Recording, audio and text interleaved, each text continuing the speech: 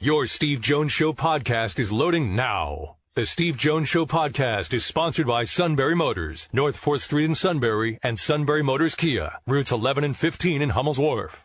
Let's go out to our good friend, Gerry Dulac. My friend, welcome. Great to have you with us on this day. Well, Steve, do cities have playoff baseball? Is that such a thing? It is something that as October progresses, there's a limited group of teams, Gerry, that are allowed to play. Well, and I appreciate you telling me because, the baseball season here, I thought it all just ended in September, but I guess I'm wrong. 62 years ago today, Bill Mazeroski hit the homer in the bottom of the ninth inning to win the World Series. Yeah. How about that? That's a long time ago. Yeah. Yeah, maybe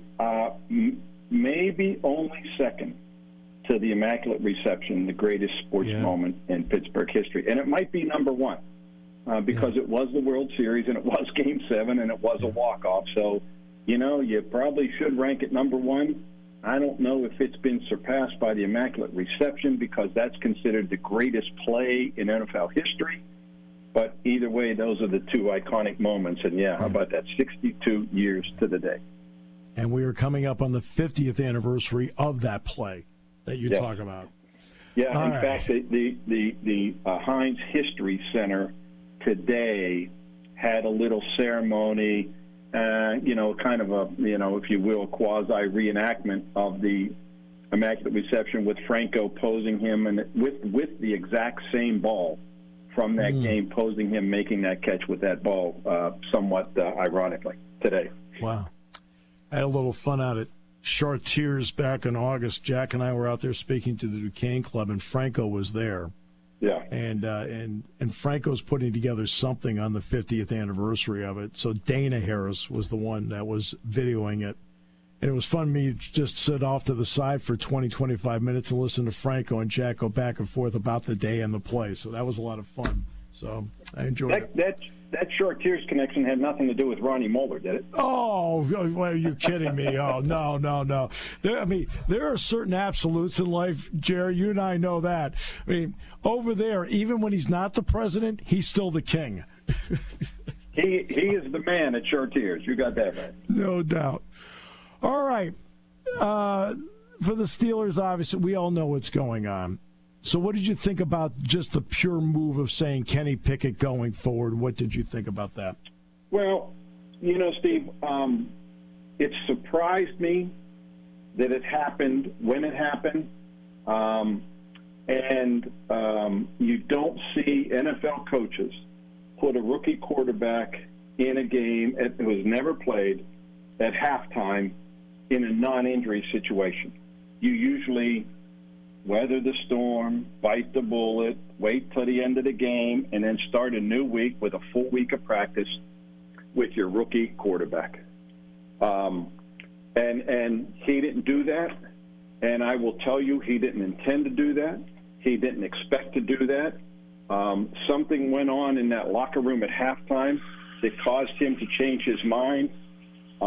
After talking to a number of people, I'm not buying that we needed a spark to comment to or reasoning to make that change, even though they did, and even though Kenny Pickett provided it. He flipped the scoreboard from 10-6 to 20-10. But that was also my point, is that it's a 10-6 game. And they are a big toe away from Deontay Johnson catching the ball in the back of the end zone from Trubisky of it being 10-10 at halftime. There was no need to panic at that point. So, it sounds nice that they needed a spark, which they did, but they knew what they were dealing with, and they knew what their plan was, and it did not involve making that change then. But it happened, and Kenny Pickett showed well, but he did throw 3 interceptions, and he did throw the one that killed him, a pass that you just can't make.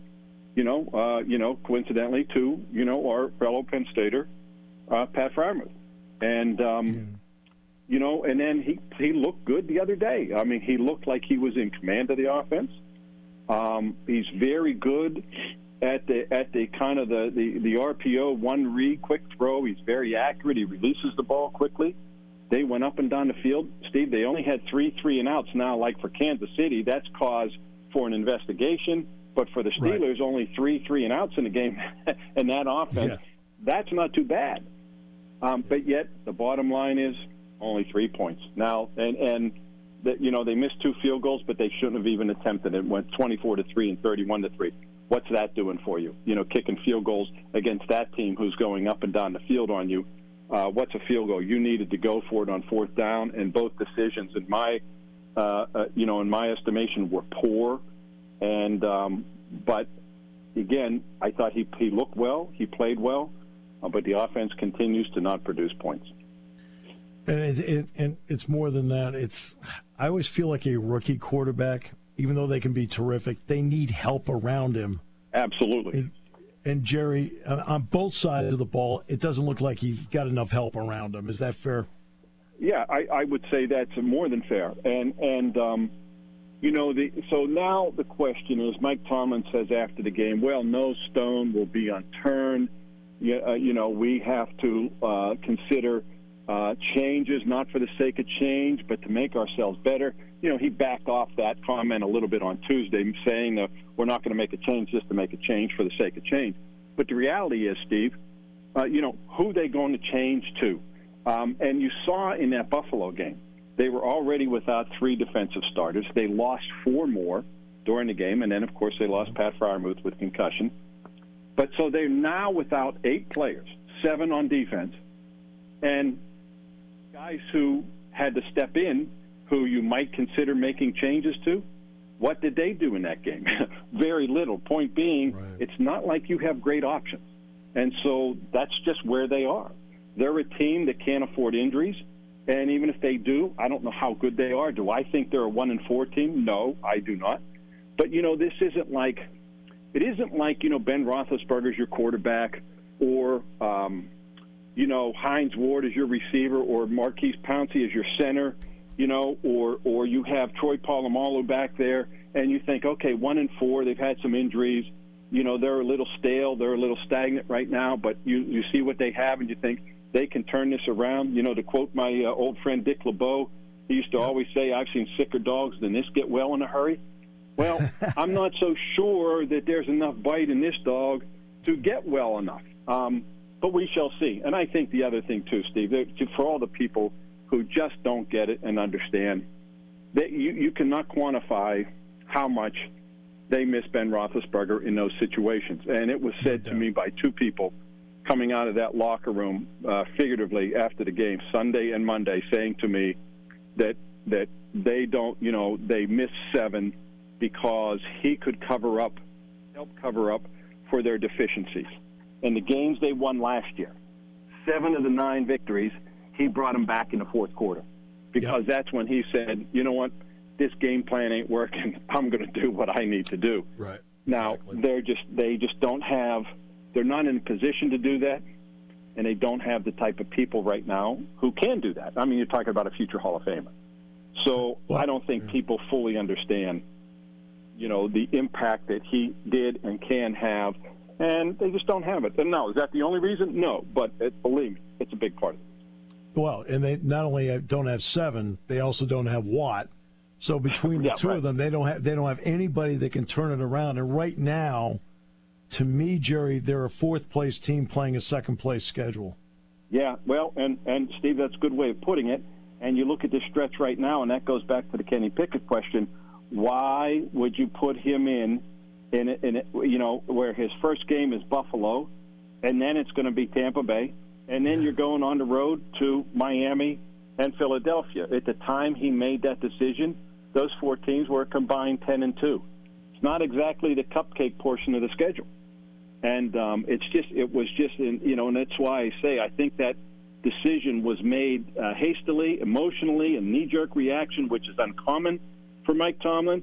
But once you make that decision, Steve, there's no turning back.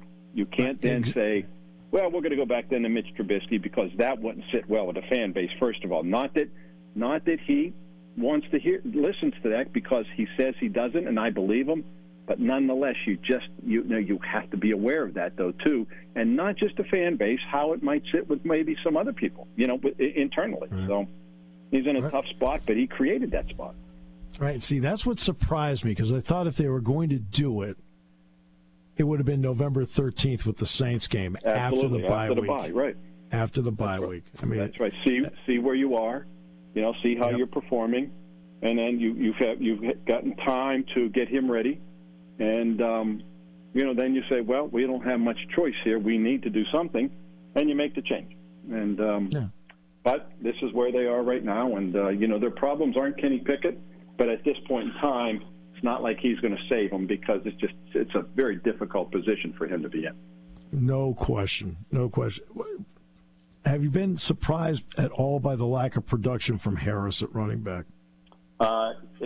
Yes, and just from what his pedigree is. And when I say no, it's only because I see, and I've seen it from the beginning, I see a guy who's reticent when he's going into the hole, when he sees the correct hole, who pauses, who takes away the advantage he has, Steve, which is his size, speed, and strength. Yep. So instead of seeing the hole and hitting it like someone stole his lunch money, he went by pausing, hesitating. He's given the defense and defenders a chance to converge on him quicker. And also, I think what's happening is Najee was just trying to hit the home run too many times instead of taking that 4, 5, and 6 yard gain. And after those 4, 5, and 6 yard gain, boom, then you hit the 20-yarder. Then you go 2 yards, 3 yards, 4 yards, 5 yards, boom, another one, 15, 18 yards. And it looked like he was just trying to make too much happen from the get-go, missing holes, and just not hitting them when they were there, the way he needs to hit them. And you're going to see Jaylen Warren, number 30, play more this week for that reason. He's averaging 4.9 yards a pop because he sees that hole and he just hits it. Now, Najee's only been around 2 years. It's not like he's a 5-year veteran whose body has taken a toll and you get to the point and you go, you know what, I'm just getting tired of getting pounded like that. Right. And I also understand, too, Steve, that, opposing defensive coordinators aren't sitting there worrying about Jaylen Warren when he gets in the game. They're not game planning for him, but they're game planning for Najee Harris. So I understand him touching the ball gets the defense's attention a little bit different than when Jaylen Warren, an undrafted rookie, gets the ball. Nonetheless, he's been productive when he's been in there, and you're going to see him more on Sunday.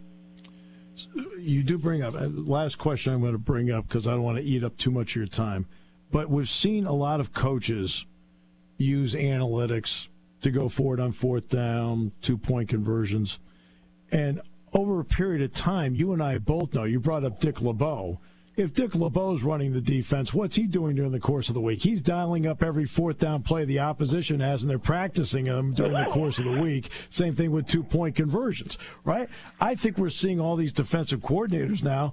They're doing a lot of work on fourth down plays of the opposition and 2-point plays, and I think we've seen a swing the other way, and they're not converting them anymore. Yeah, Dick LeBeau not only wouldn't give a hoot about analytics, he never even used a call sheet. It was all in his head, and that's what he just knew everything inside and out, and that's what made him just not only successful but just a beauty to be around. And John Harbaugh, of course, lives by those analytics, and even he last week, after failing the week before, going on costing it when he went on fourth down and got stopped down by the goal line. This time he kicked the field goal. So, I've talked to Bill Cowher about this a couple of times. And, it's like these coaches get too caught up in the analytics. And, good coaches have a feel for the game, the flow of the game, the temperature of the game, and their players. And when to do this and when to do that. And what's being told to you with the analytics doesn't take that into account. And yet so many coaches, they don't pay attention. They don't care about that. They're married to the analytics, and they go by them. And I just think they have to be more flexible. But then, you know what, Steve? It's because we've been around the game a long time, and we've seen the coaches who were successful and made it work. And all of a sudden now everybody's trying to reinvent the wheel and tell you what you need to do to be successful. And we've seen it work the other way, so much a large majority of the time. Beautifully put. Because, again, I've always been the most successful people are always the ones that have a feel for their profession. Not just the game, but their profession. And I'm sensing that we're seeing more coaches in the NFL that are play callers and not like head coaches. I agree with you. And I think that's because lately they've, it's become, they're looking at the numbers, they're looking at the odds, the percentages, the analytics, and they study that. And I'll give you a small example. Somewhat to that, but a little bit different in terms of getting the feel for the game. I was talking to Charlie Batch, the former backup quarterback. He was in that same quarterback room with Byron Leftwich, who's now the Tampa Bay offensive coordinator, who'll be here Sunday, along with Ben. And he was talking about, he says, one of the things that was so good about Byron Leftwich, he said he was a visual guy. He got the play from the sideline, and he wanted to see, he could see it, and he communicated it to the players. He didn't look at a wrist card, looking at the plays where these young quarterbacks go in the huddle, and they're not looking at their teammates. They're looking at that wrist card. So there's no eye-to-eye communication. There's no, hey, look, I'm coming to you, man, get ready. There's none of that. These guys look at this wrist card with the play call, and they take the feel of the play out of the game and actually out of the huddle. And so there's less personal interaction and more, and it's a communication, but it's different. It's they might as well just hand out a little sheet of paper to everybody, and this is what it's going to be.